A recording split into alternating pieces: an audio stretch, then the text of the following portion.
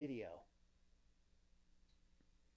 Get a good thing on Lily there. There we are. Okay. All right. Cool. We're looking all right. Okay. Looks like we are here on Rock Rage Radio. Welcome, guys.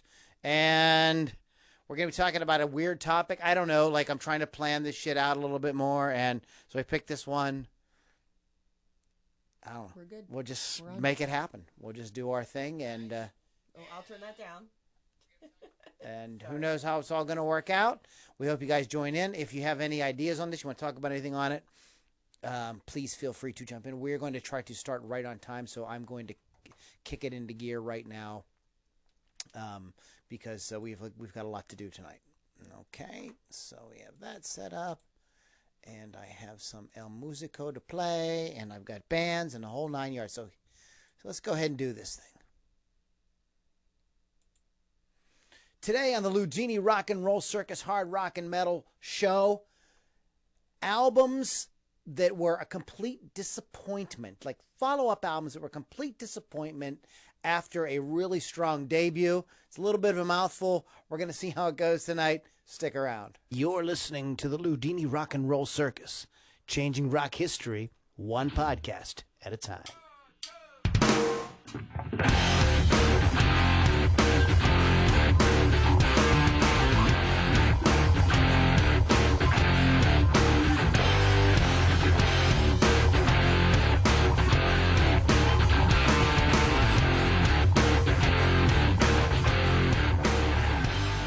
All right, everybody, welcome back to the Ludini Rock and Roll Circus, our hard rock and metal circus show that we do live here on Rock Rage Radio Live on Facebook. If you don't know what the hell we're talking about, then you need to go to Rock Rage Radio Live on Facebook and follow that page, and you will get all the notifications about all the events and everything we do. So check that out there. Our website is LudiniRockandRollCircus.com. Lots of cool stuff there as well. And shout out to our other affiliate, which is Classic 92.3. Thank you guys for being a part of the Ludini Rock and Roll Circus family. And we have Lily V6 with us tonight. Oh, hi. Oh, hi. That's very dainty. Oh, hi. Oh, hi.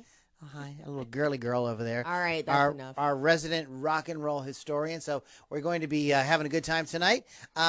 Please, guys, if you are as passionate about great guitar-driven rock as we are, please... you could buy us a drink once a month, figuratively speaking, or maybe literally. I mean, this shit's expensive, and you can help us out by going to patreon.com/Lou Lombardi, patreon.com/Lou Lombardi. You got some cool perks there, but you also get to become a part of something really, really cool, and that is keeping the Ludini Rock and Roll Circus alive and kicking. Our topic for today is these follow-up albums that tanked after a band had a strong debut. So, we're going to kind of maybe examine that phenomena a little bit and talk about some of the big ones and some other albums that were really strong and then we just couldn't quite get our shit together afterwards. So that's the topic for tonight. If you are following us live on Rock Rage Radio Live, we are always interested in what you think. So please drop a question in there, a comment, a shout out. Tell us to go F ourselves. We accept it all. We don't really care. We have some great bands we're going to be playing for you guys tonight. We have State of Mind. We have Revolution Highway and Reign of Z. But we're going to kick off tonight's show with my latest single, Where Have All the Acid Queens Gone? Lou Lombardi on the Ludini Rock and Roll Circus.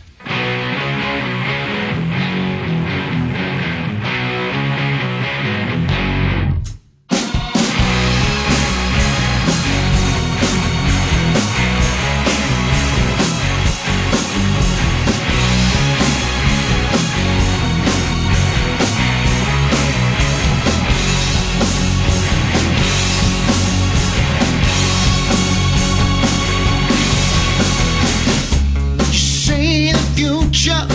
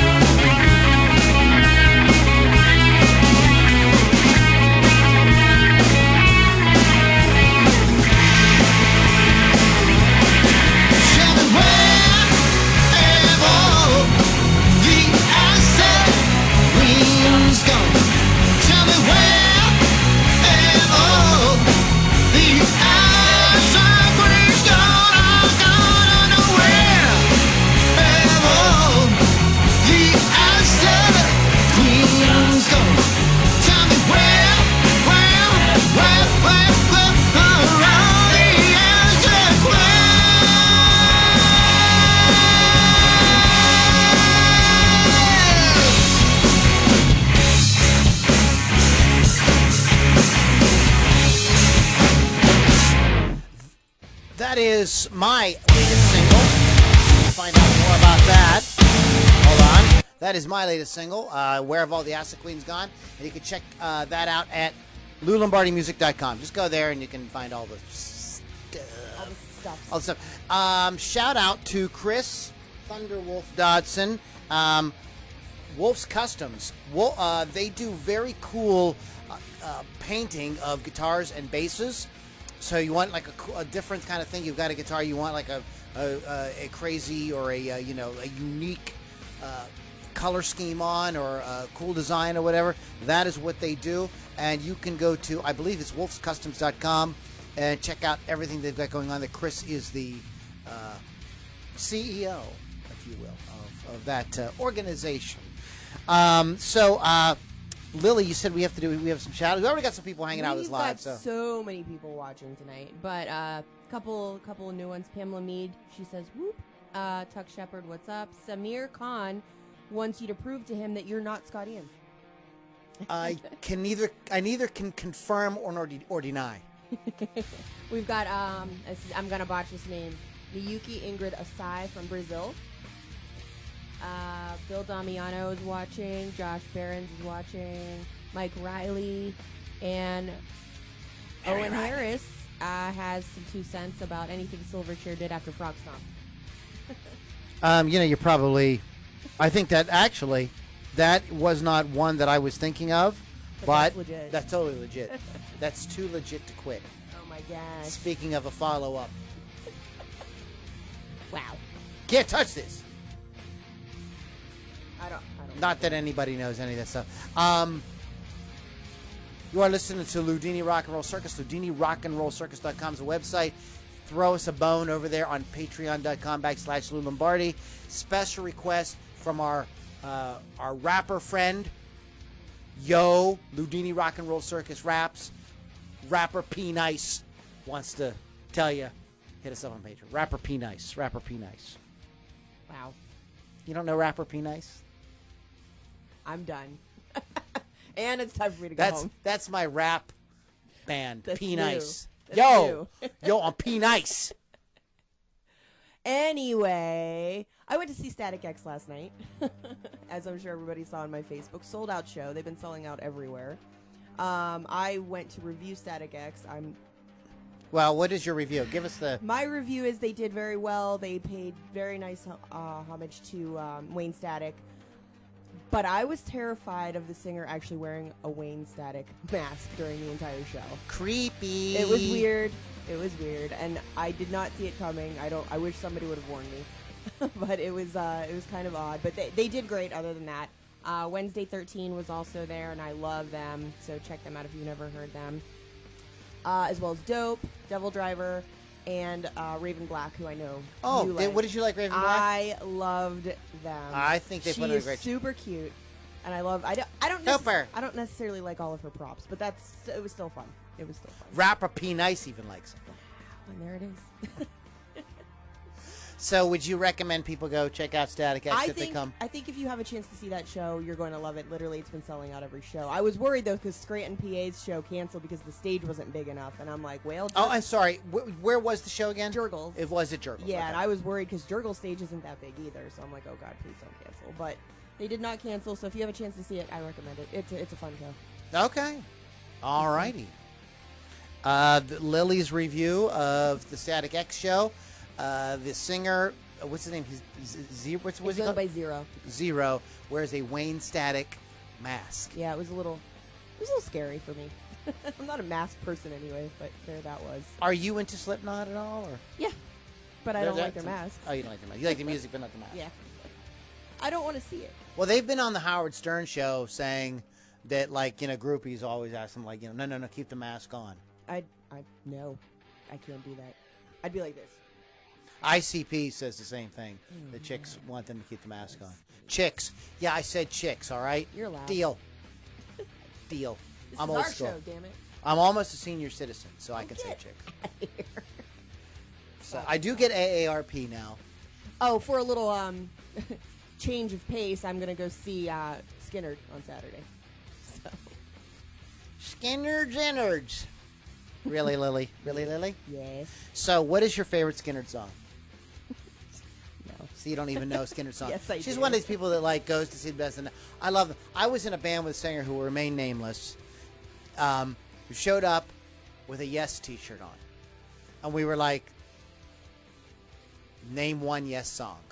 Did he name the typical one? This person could not name one Yes song. I did not say it was a he.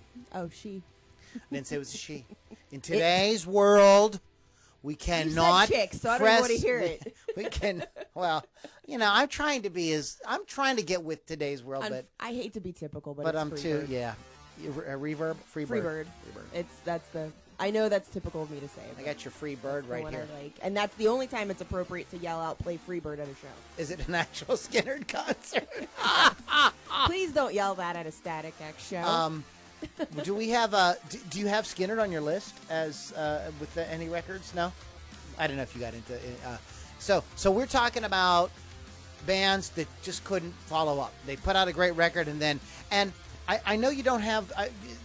Some of these records, some of these bands, I'm going to say back to you, I don't think are quite in your wheelhouse of what you like to listen to. That might be legit. So I will name some, and please, guys, don't throw stuff at your computer because some of these bands aren't.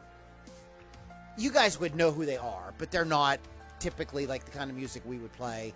But they were a big part. They all experienced this phenomenon. So we're going to talk. I'll throw some at you because I know this was a weird topic in terms of research. Yeah, research was odd on this. Some of these topics we put in, boom, you hit you it on had to Google and you get like 30 pages of like you info. had to Like, awesome. dig for this.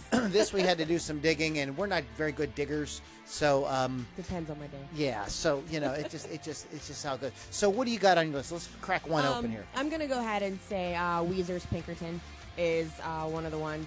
If you don't know who Weezer is, American rock band formed in LA in 1992.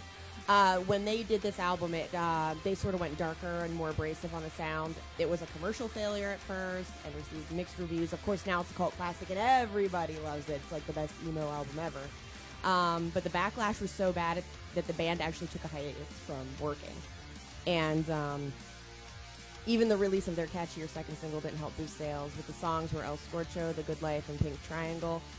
Of course, their debut album was Weezer, the Blue Album, and we all know Buddy Holly, Undone, Say It Ain't So, Only in Dreams, and My Name is Jonas.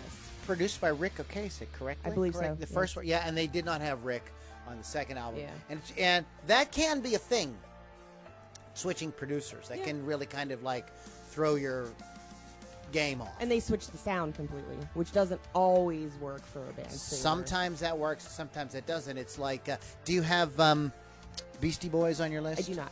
Yeah, the same way with the follow-up album after their debut. It was the same thing.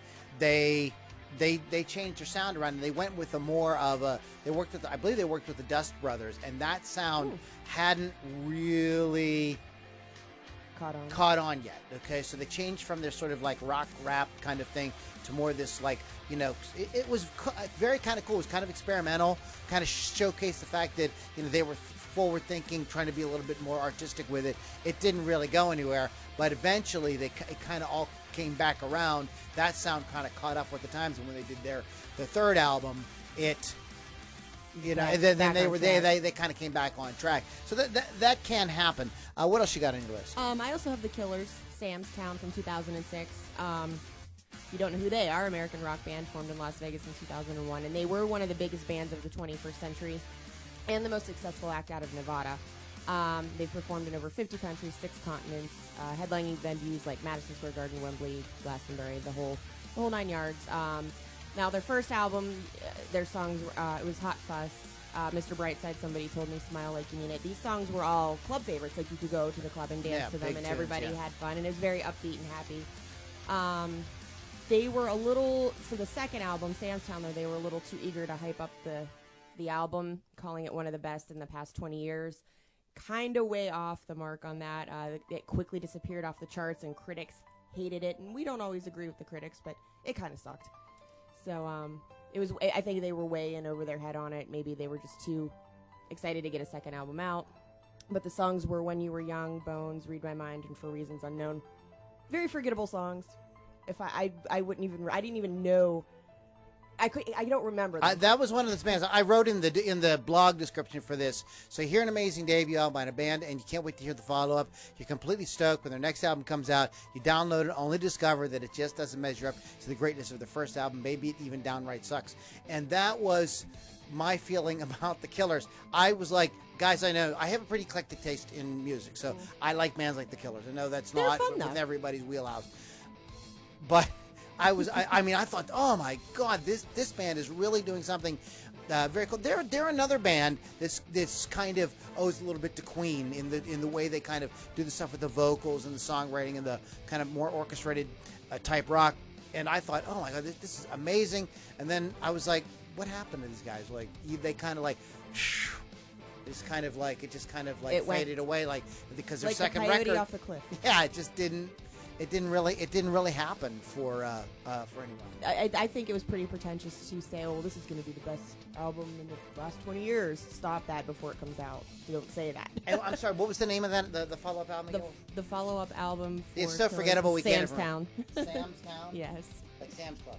Like Sam's Club, but it's the town, not the club. Not to be confused with Sam's Club. And the Beastie Boys album I was alluding to before was Paul's Boutique. Nice. Okay. So what you got? What else you got on your list? I'm going to say U2 and their album October from 1981. I hate to even give a description of U2, but Irish rock band from Dublin, formed in 1976. They were popular for their live performances. They're always outrageous and fun.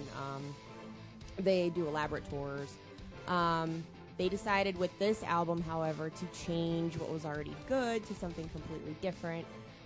It was solid rock tunes on the first album, which was Boy. October was filled with songs with religious and spiritual meanings, so they kind of took a different... It's a darker, more introspective kind of record. They tried to break into the Christian rock scene, and that wasn't really something to do at the time that they did it, and it turned the fans off completely. They were just like, no, we don't want to hear this, so... I'm not saying it's bad that they did that. Actually, I would tell people to go back and give the record a second chance. There is actually some really cool songs on it, like Gloria, which is got Fire's killer. good. Yeah, a killer guitar work from Edge on that song. I love that record. I was a U2 maniac. I didn't care. They could have put out a record of farts, and I'd been like, oh my God, it's brilliant. And just in case you're an atheist and you're worried about it, it's not overtly Christian. Like it's not like Stryper. It wasn't sort of the thing to do in 1981, though. But yeah, you know what I mean. They had that kind of a Christian influence. They always have. That's been a kind of reoccurring theme. Well, Bono thinks he's God, so sure. But they have talked in different magazines about their spiritual beliefs. And in any case, October. And I was actually, that was a record that did come up in the little bit of information I could find. And quite frankly, I was shocked because I always thought that was a great record. I always liked it. So there you go. So, but remember, if Keith was here, I would say I'm also the guy that likes the movie The Relic. So, there's no accounting for it. You can't go by anything I like. He likes to use that analogy whenever he doesn't like your choices. Yes, yeah. But you like The Relic, okay. So anyway, so what else? You guys I like something else? bad movies though. I'm gonna put The Darkness next because I actually really love this band. Their second album was One Way Ticket to Hell and Back, 2005. They were an English rock band formed in 2000, but they were still kind of jumping on that glam train from the 80s. Formed by brothers Justin and Dan Hawkins. They were renowned for their live shows, and jumped onto the scene in a very 80s throwback sort of way.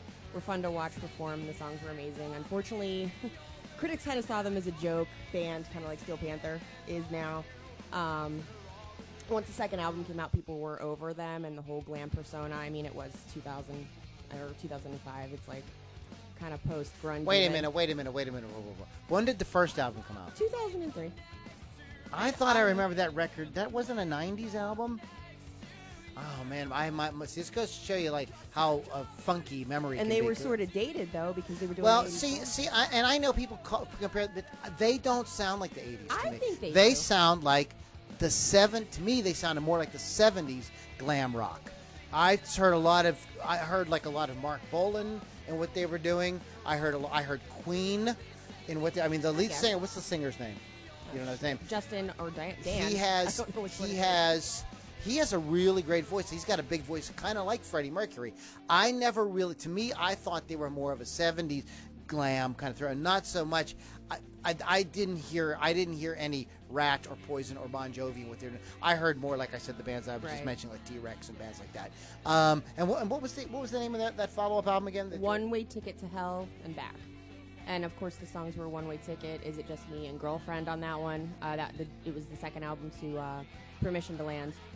With the songs I Believe in a Thing Called Love, Get Your Hands Off My Woman, Growing on Me, Christmas Time, and Love Is Only a Feeling. I can't read, apparently. That's all right. But I really do Reading like is that one. overrated. It is, unless you need to read your notes. I didn't wear I my mean, glasses. if the book is good, they're going to make it to a movie anyway. So why read? It's stupid. Why read? Only idiots read. Let's play. Speaking of idiots, we're going to play another band. This band is not a band of idiots. This is a band I absolutely love. In fact, I'm going to on my Spotify right now. I'm going to click the little heart for these guys. This is Reign of Z, Reflections on the Ludini Rock and Roll Circus.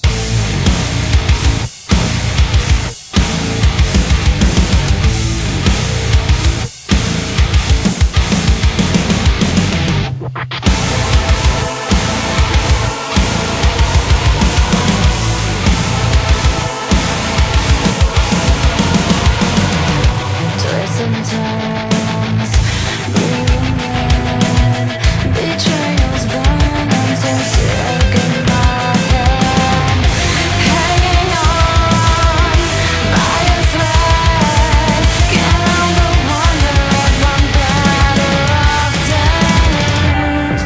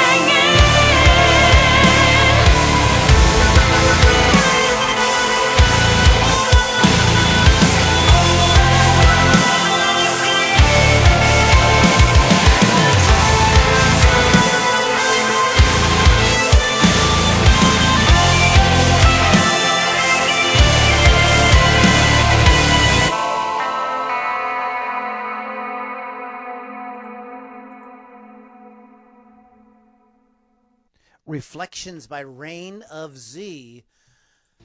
On the Ludini Rock and Roll Circus Hard Rock and Metal Circus Edition, you can go to reignofz.com.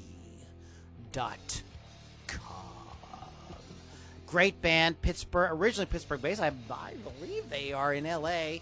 I don't know. Zosha's like Zosha's she's in LA all right over now. the place. You know, they're Yeah. like, you know, they're going big time. I just hope that they remember us little people Oh, they will. whenever as they continue to make it big. Great band. Wish them tons of success. I really hope that they'd love. I thought that song was absolutely killer. I love the production on it. Great drum sound.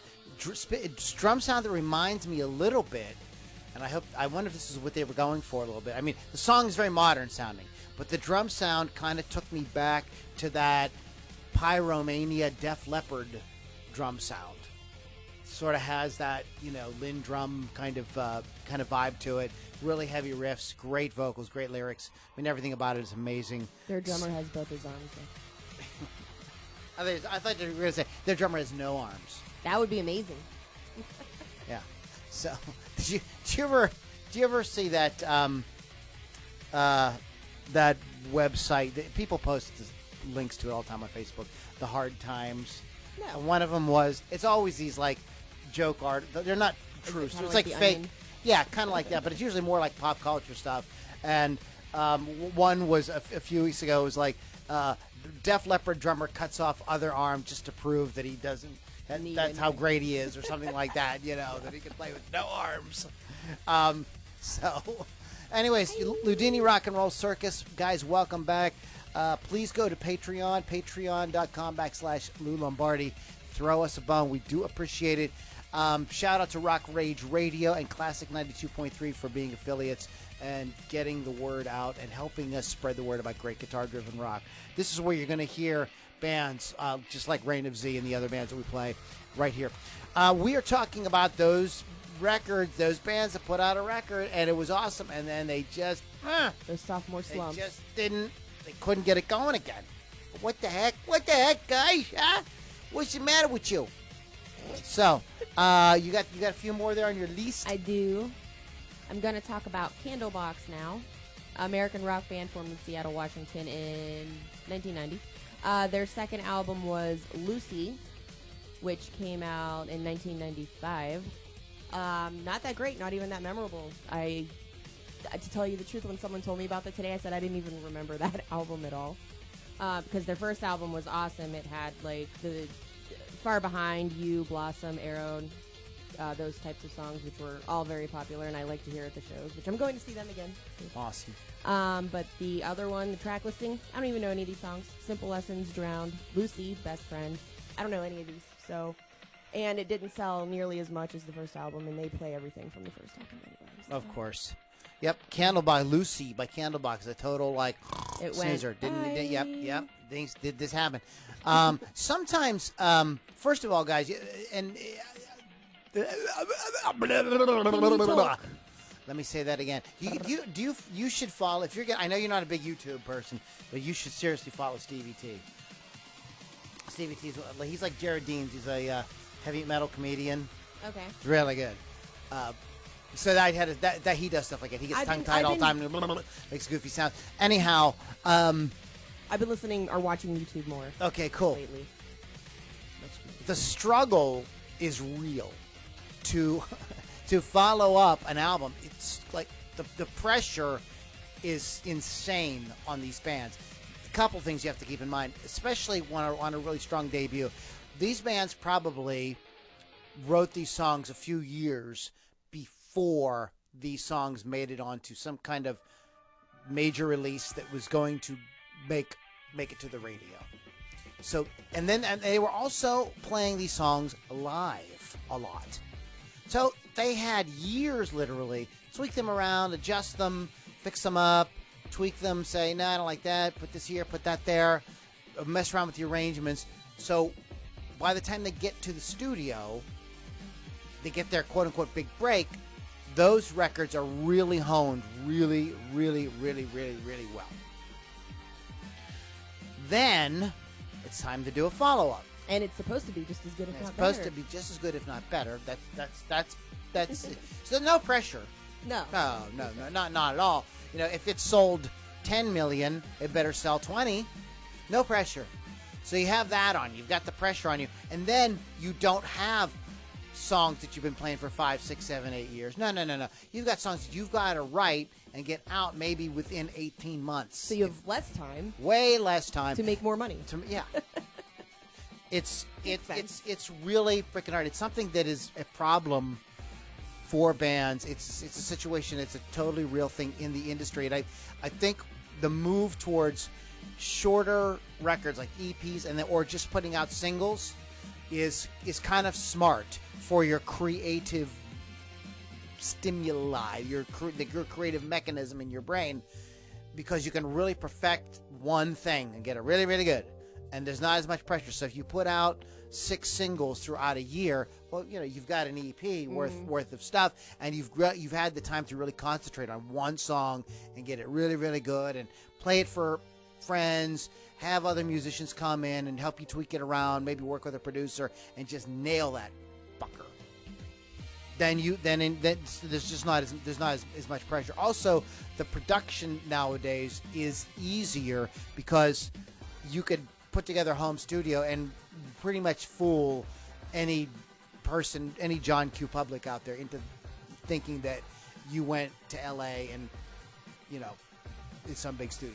You could get very, very, very close to where most people listening will not know the difference. Musicians, other people in the industry pick up on stuff like that a lot easier, but there's many, many records that are produced under very tight budgets that sound absolutely fantastic. A lot of that is just in the listening. So this era, the album era, when that was like a really big thing, there was a lot of pressure on bands to follow that up. This is why I'm highly suspicious of some of these bands that seem to kind of like put out great record after great record. I've just always wondered, like, you know, kind of what's going on there. Are they buying songs? There was a lot of that happened in the early days of music, where people would sell a song to somebody for $100 or $200 or $500, and that person will put their name on it. So who knows really what happened with some of these other artists that didn't seem to have this issue. There could be a little bit of shenanigans. I love conspiracy. I'm a conspiracy kind of guy. So Can you tell? I like to go that way with stuff like that. So it can be tough. And sometimes some of these bands do come back, you know, after, you know, they've struggled for a couple records, and then they come back with something really, really big. Did you want to talk about Guns N' Roses? Yes. Let's talk about Guns N' Roses, because this is an example Definitely of that. on my list. Okay, so Guns N' Roses. Let me find my notes here. If you don't know who Guns N' Roses is, American hard rock band from LA, formed in 1985. They earned the nickname of the most dangerous band in the world due to their rebelliousness and hedonism, and they are the 41st best-selling artists in history. Then there's the album GNR Lies. There's that. It's a pieced-together collection of 4 new acoustic tracks for a hard rock band, and an earlier faux live EP that had been recorded in the studio and included covers. It was not live, not at all. But Patience was the only single, and One in a Million, the song One in a Million, accused the band of racism and homophobia, and of course Rose stated that he was pro-heterosexual and not a racist, and he used the N term just for people who were a problem in your life, not for black people. So not only did this album sort of go ho-hum, and the covers on there too, I think I mentioned it, but it was covers, acoustic. Let's get them in trouble because they, of course, were Was that the controversial. record that had "I Used to Love Her"? Yes, it is. You're right. There's a couple of like kind of cool tunes, like "Patience" There and "I are. Used to Love Her," and their is there a remake of Mama Kin from Aerosmith. Is "Hair of the Dog" on that, or is that on I think Spaghetti? that's a different one. I think that's on the Spaghetti Yeah, I incident. didn't see that Okay. one on this one, but yeah. So someone actually said if they were together enough at the time to create a successful acoustic album following the Savage Appetite for Destruction, which was amazing, that would have been the most impressive thing in rock history. But they didn't do that. So. Appetite for Destruction is all killer, no filler. That is. Yep. That is just like even the stuff that didn't make the radio. It's just because there was already so much Guns N' Roses on the radio that they just couldn't play like they just couldn't play the whole album, but they played a lot of them. Yeah. So that. And that was 1988 that GNR Lies came out. Appetite for Destruction was just the year before that, so that's an example of no time to create music. But Pressure to put up, maybe try to get something out. Yeah. But Appetite had Welcome to the Jungle, Sweet Child of Mine, Paradise City, Night Train, It's So Easy, Mr. Brownstone, My Michelle, and Rock Queen, which is almost impossible to follow up, really. Yeah. Like- It's an iconic album. Yeah. It's as iconic of an album as, Led Zeppelin 1. It's as iconic of an album as Dark Side of the Moon or The Wall or one of these like really, big records. Still played today. I was talking to my friend Matt Muckle a couple of weeks ago, and he was telling me that like he's got drum students that come in and they want to play that record. That's I mean, great, though. this is Even all now. these years later. Yeah, so it is a kind of totally enduring. It kind of became an instant classic in many ways. What was so interesting about that record when it came out was it's before grunge. It was 87, right? Yes. It's before grunge. It's a few years before grunge, but it does not sound like Britney Fox or Firehouse or It's Warrant hard. or any of that. It is a really serious rock album, right to the core. The production, the attitude, the passion, everything in it. I mean, other than you got to look at like Van Halen at that time had traded David Lee Roth for Sammy Hagar, had gone more pop. Motley Crue, it was off to a real kick-ass start in the beginning, but then they really kind of went through a phase. They really couldn't trickled. get their shit together. So they were the ones who were kind of holding the flag for like, let's keep it dangerous, and they were kind of like not able to because they had so many internal problems. Guns N' Roses comes along, and it's like it's on like Donkey Kong. Here we Yeah. go. One of the best rock albums And of all and time. so they do that record. And the Spaghetti that comes out after that. That's after. So and those two records, but they release Use Your Illusion 1 and 2, and they re-explode. They come back. They come back, new, kind of a revamp sound, a little more. And I will say it, a little more pop style production. Even like they were able to maintain their edge, but they definitely brought in a little bit more, kind of like that bigger, more radio friendly type production to it. And they were kind of able to kind of reinvent themselves. And And they effed up again, of course they did, because it took 11 years to release Chinese Democracy. which was awful. I don't know if it's awful or not. I haven't heard it. I don't like it. I did not like their single that they released for it. I didn't like any of it. I was super disappointed. But that's just Guns N' Roses' way. Maybe soon they'll come up with something killer again. You Who never knows? know. Who knows? But that is a great example. There is some other bands that were less, not so much in our genre here, but I just kind of want to throw out of bands that because this was a problem in the 90s. Bands would put out these records, and they would be all the rage for a year or two. They'd have song after song after song on the radio. Everybody would say, this is the next big thing. And then crickets. They would do another record, and it would not do anything. And a couple bands like that, and I know neither one of these bands, or Lily or I, are really big fans of. Well, actually, this band I hate, Hootie and the Blowfish. Ugh. They put out that record. It was ginormous. It blew up. Super poppy, super everybody fun. was sick of it. I would totally say I hated it, but it was huge. They could not follow up. Nope. They could not do it. Another band that did the same kind of thing happened to was the Gin Blossoms. Oh yeah, yeah. That first record exploded. Good Hey, one. Jealousies, all those songs, huge. Could not get arrested after that. They put out another record. What had happened in between the two records was the guy that had written all the guy and the guitar player in the band that was the songwriter. They fired him because he was an alcoholic and a drug addict. They fired him, and they could not. None of the rest of the guys could write songs like that. They couldn't pull it off.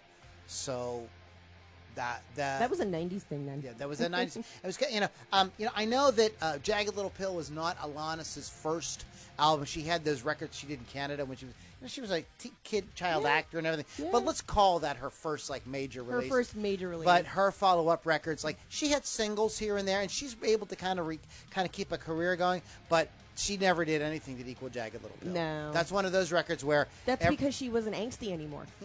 every song is very, very good. Everything came together. There's some great guest musicians on there. Fleas on the album. There's a lot of great production. again, I believe that was a lot of help from a lot of people in years and years and years, kind of building up to that. That's another. So there's some examples of artists that aren't necessarily in the hard rock or rock and roll kind of arena, but still matter. they still had this experience where they just could not. In the era when people still cared about albums, we are probably talking to people who are a little bit older tonight. Most of the people in their late teens and early 20s probably don't own an album or don't care about albums. So sad. But that was how music was released, and it was very important that your next record be really good. You go a few decades before that, record labels would invest in bands and understand that the first few albums weren't gonna do anything. They knew that it was okay, let's get them out there, let's get them touring, let's put some money. So it was they would look at it as more of a long-term investment, and hoping that would ultimately pay off. And a lot of times it didn't. Actually, more times it did not. But there were acts that did pay off. Acts like Pink Floyd, who had a little bit of a splash when they first came out in the mod scene, but it went a long time before they really kind of came into their own with metal and, of course, Dark Side of the Moon and The Wall and things like that. That took a while. So there was this idea of investing in a band and kind of just letting them kind of do their thing and kind of see where it goes. And, by the time we get to the eras we're talking about here, the 80s and 90s, it was really important that you hit it hard pretty soon. Especially by the time the 90s came around. No, but people were getting the idea of these development record deals, just that had kind of started, that had really faded away, and they really wanted you to come out of the gate, and everybody was expecting you. Now indie is big now, but in the 90s people were expecting you to already have a really big following before they even gave you a dime. And this was because of bands that were around, bands like Fugazi and Ani DeFranco, and some of these artists that were able to create a big kind of indie following before a record label. So the record labels looked at that and thought, well, why should we develop these bands when bands are now doing it themselves? So that became a thing. So more and more pressure got put on musicians. So you would have these acts like the Gin Blossoms or Hootie and the Blowfish or whoever that would be touring for years on those 10 songs. that was their set. And after 10 years, those songs better be completely right. I mean, if you can't get it right in 10 years, then just go work at the convenience store. Yeah, store. I know. And that happened to a very famous band from Pittsburgh, the Clarks. And I know a lot of people don't like the Clarks. They're not their style of music or whatever. But that was the same thing with them. And do you ever hear the Clarks' second album? Nope. Exactly. Their first album was really big around here, but they did get, I believe they broke the top 40 with some of the songs on their debut album, but they never. It just never. So this is just a phenomenon. It's kind of interesting, but I just wanted to kind of fill you guys in on a little bit on some of the theory behind it, because there is some reasons why it isn't just chance or just popularity, and sometimes it is. The music changes too. That does happen. Yeah, that does happen. What else you got on your list? I put Jet on my list. I know a lot of people don't like Jet, but I like Jet, so I don't really care. Their second album, Shine On, from 2006. It had 15 forgettable tracks. The album got 0 out of 10 stars, and after their world tour, they took some time off. Their first album wasn't totally amazing, but it was I loved it. Their songs were fun. I love Cold Hard Bitch. Who doesn't? Are You Gonna Be My Girl? And that came out in 2003. The album was Get Born. Their song Are You Gonna Be My Girl? Owned it, yep. Of course, was on video games, soundtracks, commercials, everything. Dun dun dun dun Yeah. dun. It is you got to give the Devils. It is a kind of rip-off of Lust for Life. It sure is. By Iggy Pop. I will, but we covered Jet in my last band. I loved playing it. We did Cold Hard Bitch. We did it in a medley with It's a Long Way to the Top to Rock and Roll. If you want to rock and roll by AC/DC. Nice. So go figure that. But yeah, no, I thought it was great. And right, they couldn't. From what I understand, they had addiction issues. Yeah, there was a lot that, of partying. And well, that's they played more than 200 shows the first year their album came out. And they were touring with the Rolling Stones. So there you go.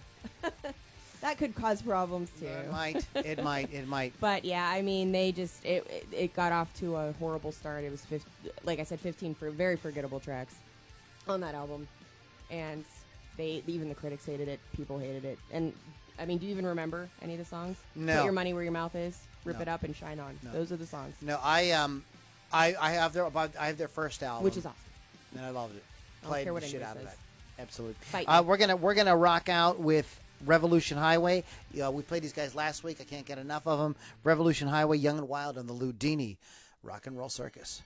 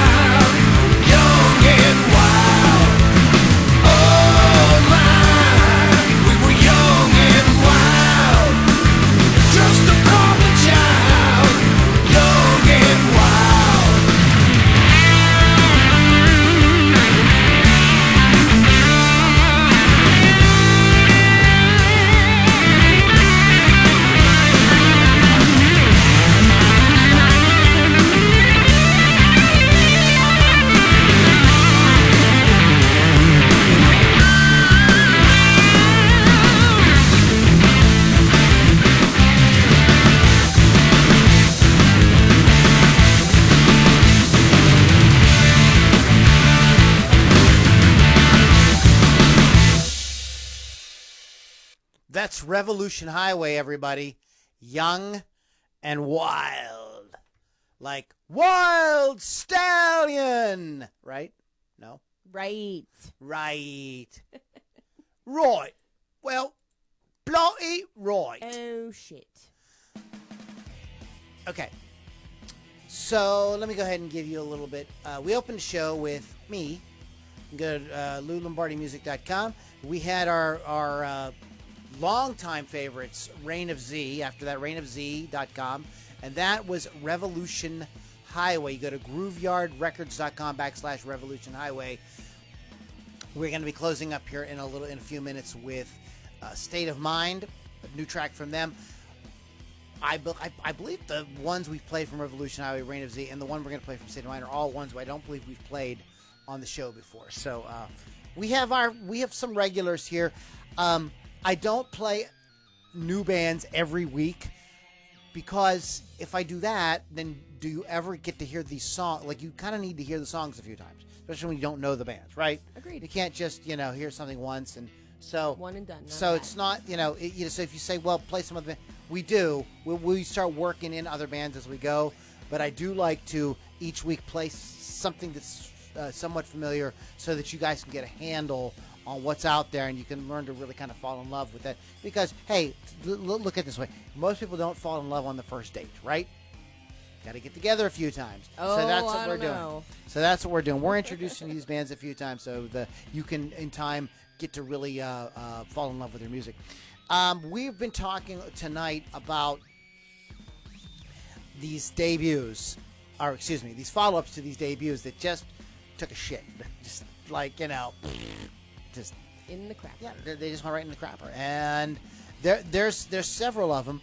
There's one you haven't mentioned, and I'm not sure if you're going to mention it. If you don't, I will throw it in there in a minute. But we're going to just do a couple more. We're going to have to get out of here tonight. Please, guys, don't forget, it's patreon.com/Lou Lombardi. This shit's expensive, and we could use your help. So what do you got? You got anybody else you want to talk about? I got one more, but I don't know if it's the one you're talking about.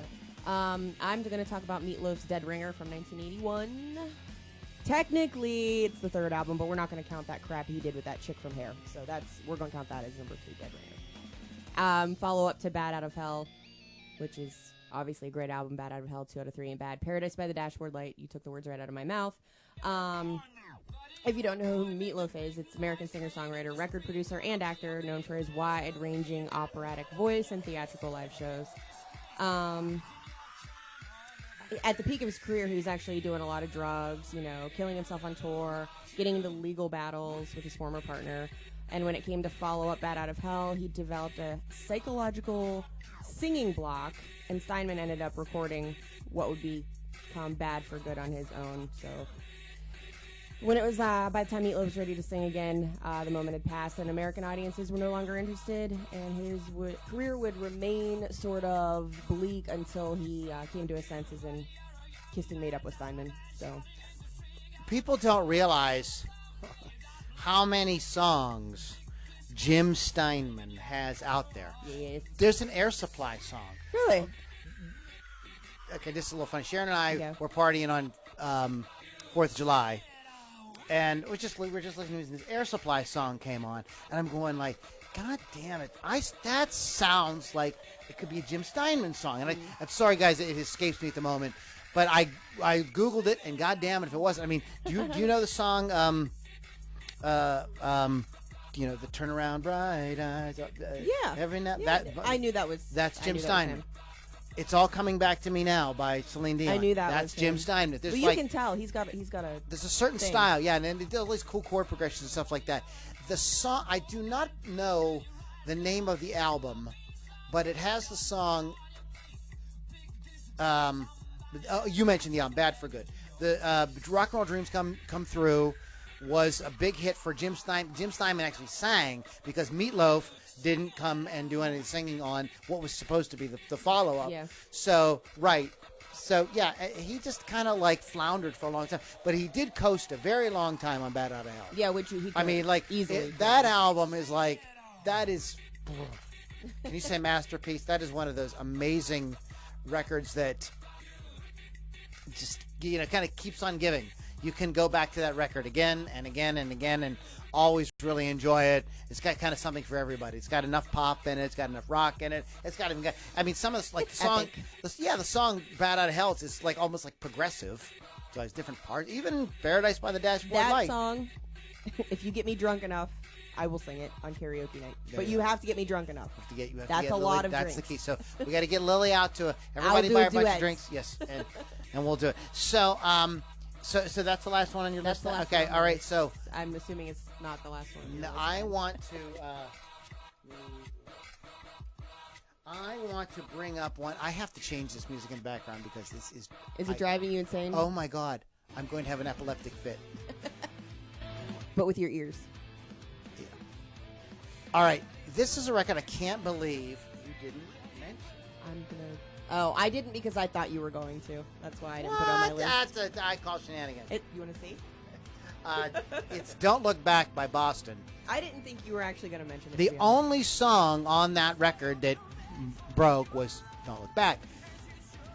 The first Boston album, the self-titled, the original Boston album, it's like some of these other records. It's like Appetite for Destruction. Every in the sense, single song on that album was on the radio. yeah, every song made the radio.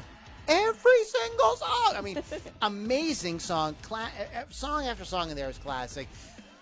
And Boston is one of those bands that, because of Brad Delph's singing, was virtually impossible to cover.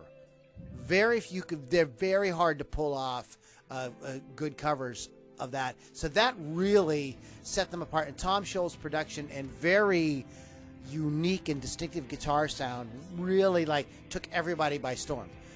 That record came out, every guitar player wanted to know how was he getting that sound, what was he doing, blah blah blah. Everybody was enamored with the songs. Nobody could believe what the kind of singer Brad Delph was. It's like inhuman what he could do with his voice. I would put him there with Freddie Mercury in terms of just pure singing chops. Just unbelievable, unstoppable. It was a juggernaut. And then they came up with that. And they never really did anything. Like Don't Look Back was like, okay, the song Don't Look Back was Don't Look Back, the song itself felt like kind of a leftover track from the first album that they didn't think was quite good enough to put on the first album, but still was kind of a decent song. Yeah, So it made it onto the next record. Well, here's the comparison. So the first album made 17 million. This album made 7. Or records. 17 million in 19 what was it 76 Something like 75? that, yeah. So that's a lot for back then. As well as then they did in the early 80s they released Third Stage, which is another. They had a minor hit with Cool the Engines and Amanda, which is I think a horrible song. I always felt like when they put that record came out that that the radio stations had been waiting for a new Boston album for so long that just out of exhaustion they played those two songs, but they really were just just total shit, just garbage. So And there it is. yeah. So that's what I would say. So we've got the Beastie Boys, the Killers, U2, The Darkness, Candlebox, Jet, Guns N' Roses, Meatloaf, and Boston all on the list. We didn't talk about some of these records where they weren't the first album, but they were a follow-up to a really big album. Again, guys, it's really hard to follow up something like Rumors. Yeah, right. I mean, I don't really know what people thought they would do with Tusk. You have got to be realistic. I mean, even the Beatles with Abbey Road, the White Album is not the album that, not Abbey Road. The White Album is not nearly the album, even though it's a double album, is not nearly the album that Sgt. Pepper's was. Right. It's a cool record. And there's a lot of classic stuff on there, but Sgt. Pepper's Sgt. Pepper. Draw the Line, Aerosmith. Right. Even Done with Mirrors, Aerosmith. Horrible. They couldn't. They just, and some of these bands go up and down. They'll do one and then they'll have they kind of go to sleep for a few albums. And Aerosmith resurrected their career. They did. But they did something that I think a lot of these other bands are doing and don't admit. They brought in outside songwriters and people to work with them. They worked with people like Desmond Child, people like that, to kind of revamp their sound for the 80s and eventually the early 90s. But I mean, it's very difficult to for lightning to strike twice. I mean, Springsteen, exploded with Born to Run, but it was like 10 years until Born in the USA. Not that those records in between aren't, if you're a Springsteen fan, aren't cool records, but it's just really Very really different. hard, very hard to do. Very hard to do. And there are bands that have a slow and steady They're always, the records are all really, really good. But, I mean, and there are some bands that did put out consistently good records, even though at the time people didn't like everything they did. A good example is Led Zeppelin, who really every record is very, very good. Yeah. There's great material on every record. Even like Led Zeppelin at their worst is still awesome. Like the Beatles. I kind of feel like there's something for everybody on Zeppelin. Right. On I mean, everyone. and a lot of people did not like the third album because it was a little more acoustic, and they had, they wanted to change it up a little wee bit. Don't cry. Wah, wah. I'd like to see you do it. And the record that gets the most accolades is Physical Graffiti. Yeah. But I'm going to tell you, Zoso and Zoso's great. all of these records, they're amazing records. They're all really good. What's Led Zeppelin, for Christ's freaking sake? Let's go ahead and throw some shout-outs before we get out of here, because we have to go party. Yay! Charlie Doyle, Terry Lee Baker said, shout out to you both at my favorite local band, Going Hard Electric Revolution. Bill Damiano still on. Snowdy Heemskirk. Good evening, Lily and Lou. Greg Fruwald, hello from Northern Ontario. Michael Golds. Sorry, I said it wrong. Again, because I always do. James Gentry is watching. Jerry Colburn gave us the metal horns. John Wilhelm, smiley face. Sean Donahue, hi. He said hi to me. Hi, Sean. Can I say Barb, hi to Sean, too? You Right. can. Barb Hilshevsky is on. I think I always say your name wrong. Bob. Let me see. All the same people talking. Terry asked who the band was, but then she got it. Diana Swens. It's been awesome. Love you guys. David Lara, how you doing? Tracy Sampson. Rachel Cruz from Rock Rage Radio's on watching. Rachel! And Samuel Sabato, I don't know what you mean, not wearing top fun. I don't know what that means. I'm not taking my top off. Not on this show. And that is it. That's what we have. Guys, you've been listening to Ludini Rock and Roll Circus. Our website is ludinirockandrollcircus.com. Please check back often. We are going to run over to my private group and hang out for a little bit. I want to talk that this week something very cool in music history went down, and that was the David Bowie Mick Ronson began work on what eventually became the rise and fall of Ziggy Stardust and Spiders from Mars. And this after show is very, very loose, so we're going to maybe talk a little wee bit about that if we get around to it. But you can, if you want to hang out with us in the after show, want to hear the real dirty jokes, hear the stuff we won't say on the air, go to LouLombardiRocks.com. You can get in there. Don't forget to hit our Patreon. It's in the links here. It's in the comments. And Lily, any parting shots before we get the hell out of here tonight? There are still tickets for sale for the Glen Sobel Goon Squad show on next Thursday at the Subalpine Club. If you're in the Pittsburgh area, Lou's going to get his this after the show today.